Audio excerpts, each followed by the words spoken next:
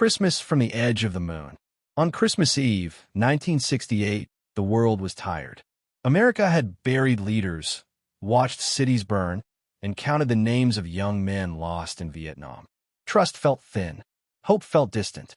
And yet, high above all of it, far beyond borders, beyond war, beyond noise, three Americans were circling the moon.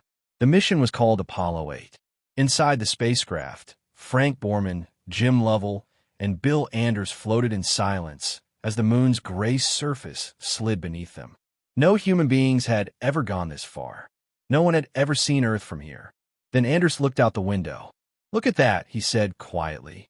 Rising over the lunar horizon was a blue and white sphere, fragile, bright, impossibly alive. Earth, hanging alone in the darkness. They snapped a photograph. History would later call it Earthrise.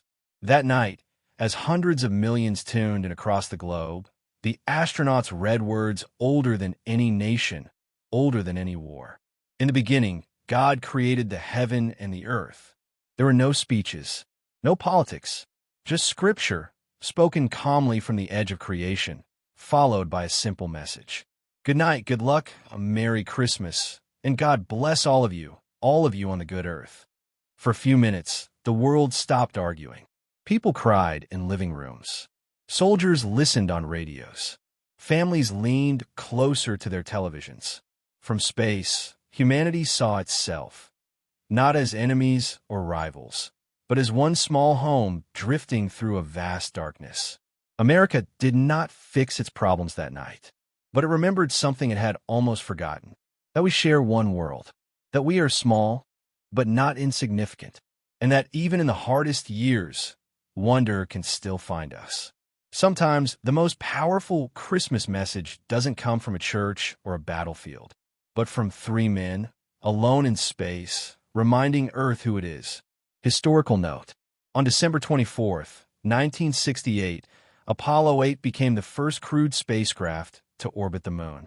Astronauts Frank Borman, Jim Lovell, and William Anders broadcast live to Earth, reading from Genesis 1 verses 1 to 10, an unscripted decision approved shortly before the broadcast. During the mission, Anders captured the famous Earthrise photograph, one of the most influential images in history. The Apollo 8 mission marked a major Cold War victory for the United States and helped restore national morale during a turbulent year. Dialogue, pacing, and emotional reactions in this story are dramatized, but the events and broadcast are historically accurate.